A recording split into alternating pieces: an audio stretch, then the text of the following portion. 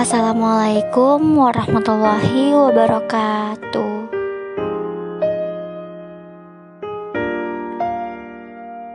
Rasulullah Shallallahu Alaihi Wasallam bersabda bahwa ketika seseorang telah dibaringkan di dalam kubur dan para pengantar telah meninggalkannya, maka dua malaikat, yakni Munkar dan Nakir, segera mendatangi dan menanyakan tentang tiga hal pokok, yakni siapa Tuhannya, apa agamanya, dan siapa nabinya.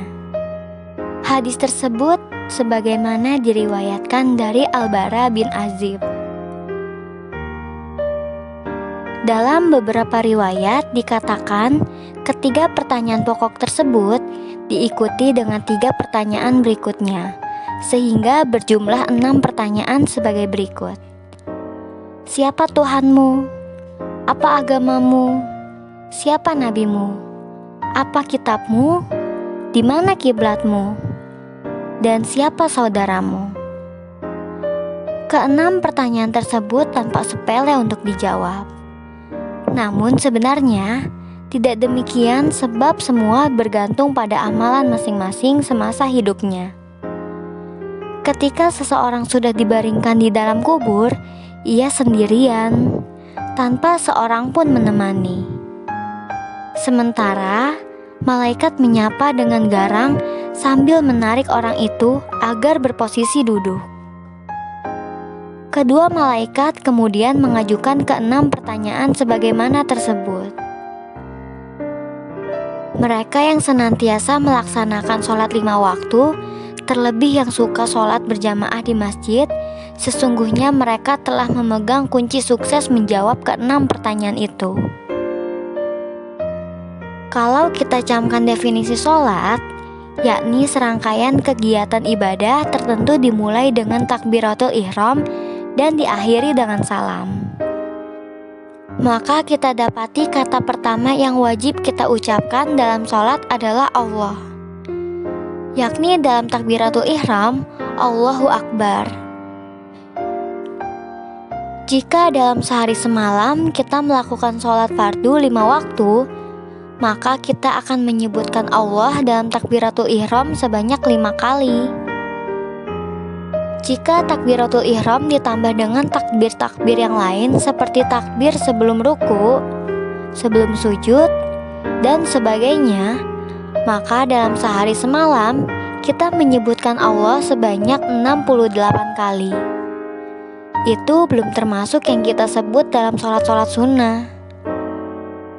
Singkatnya, orang yang taat menjalankan perintah sholat akan sangat terbiasa mengucapkan Allah.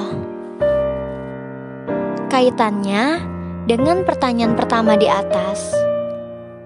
Seseorang yang semasa hidupnya senantiasa melaksanakan kewajiban sholat, kemudian di dalam kubur ditanya, Man Robuka? Siapa Tuhanmu? Maka dengan mudah ia menjawab, Allahu Rabbi, Allah Tuhanku, karena ia terbiasa menyebut Allah setidaknya 68 kali dalam sehari semalam. Bayangkan mereka yang malas sholat, apalagi tidak pernah sholat sama sekali.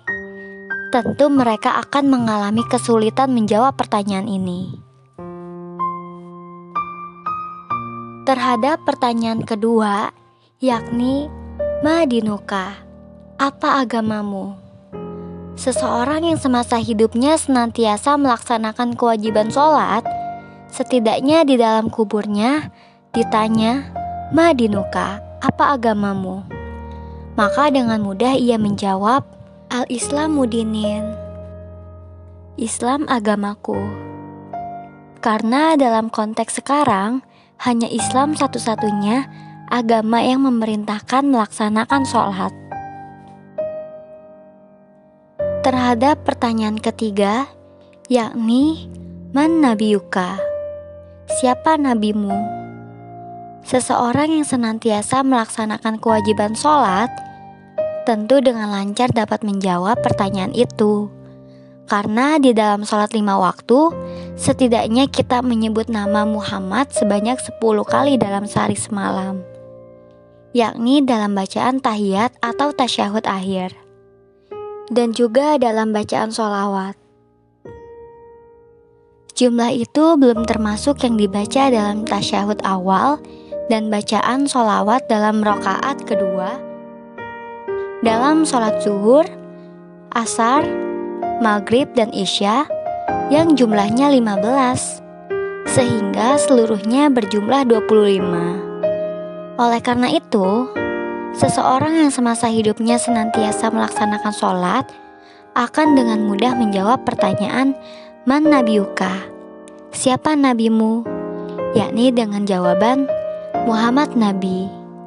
Nabiku Muhammad Shallallahu Alaihi Wasallam. Karena setiap hari selalu menyebut nama Muhammad. Pertanyaan keempat, Ma kitabuka? Apa kitabmu? Seseorang yang senantiasa melaksanakan kewajiban sholat tentu dapat menjawab pertanyaan itu dengan jawaban Al-Quran kitabi. Kitabku Al-Quran. Karena di dalam sholat terdapat rukun yang mengharuskan orang sholat membaca surah pertama dalam Al-Quran, yakni surat Al-Fatihah. Selain surat Al-Fatihah, orang sholat yang membaca surah-surah lainnya di dalam Al-Quran yang dibaca sebagai bacaan sunnah. Surah-surah yang hukumnya sunnah ini dibaca setelah surah Al-Fatihah. Dengan dibacanya surah-surah dalam Al-Quran dalam sholat, maka dalam sehari semalam setidaknya orang membaca surah-surah Al-Quran sebanyak 27 kali. Dengan kata lain, untuk menyebut Al-Quran sebagaimana kitab suci tidak sulit bagi mereka yang senantiasa melaksanakan sholat. Pertanyaan kelima, Aina kiblatuka? Di mana kiblatmu? Seseorang yang senantiasa melaksanakan kewajiban sholat tentu dapat menjawab pertanyaan itu dengan jawaban Al-Ka'bah tu kiblati. Ka'bah kiblatku. Karena orang yang senantiasa melaksanakan kewajiban sholat akan menghadap ke arah kiblat sebanyak 5 kali sehari. Jika ditambah dengan sholat-sholat sunnah, tentu frekuensinya lebih tinggi lagi.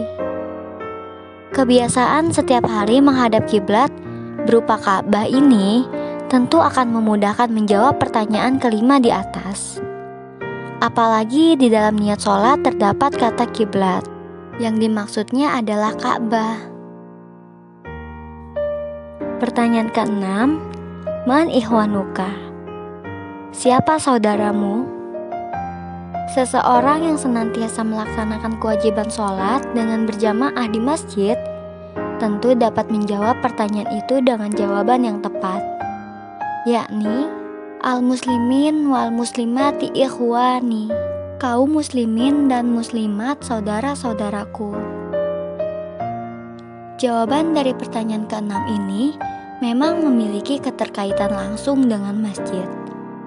Karena tempat suci ini merupakan tempat berkumpulnya kaum muslim dan muslimat untuk melaksanakan jamaah sholat. Seseorang yang membiasakan diri dengan sholat berjamaah di masjid tentu akan ingat saudara-saudara seiman yang berjamaah sholat bersamanya, walaupun mungkin tidak tahu nama mereka satu persatu. Dari uraian tersebut dapat kita lihat dengan jelas ada hubungan erat dengan sholat, masjid, dan kelancaran menjawab 6 pertanyaan di dalam kubur yang meliputi siapa Tuhanmu, apa agamamu, siapa nabimu, apa kitabmu, di mana kiblatmu, dan siapa saudara-saudaramu. Orang-orang yang senantiasa melaksanakan kewajiban sholat, apalagi dengan berjamaah di masjid, sudah pasti tidak akan mengalami kesulitan menjawab semua pertanyaan tersebut. Kesuksesan menjawab semua pertanyaan itu menjadi penentu kesuksesan berikutnya. Apakah seseorang akan masuk ke surga atau ke neraka? Semoga kita semua termasuk orang-orang yang senantiasa sukses dalam menghadapi semua pertanyaan-pertanyaan di alam kubur. Amin ya robbal alamin. Semoga informasi ini bermanfaat untuk kita semua. Wabillahi taufiq wal hidayah. Wassalamualaikum warahmatullahi wabarakatuh.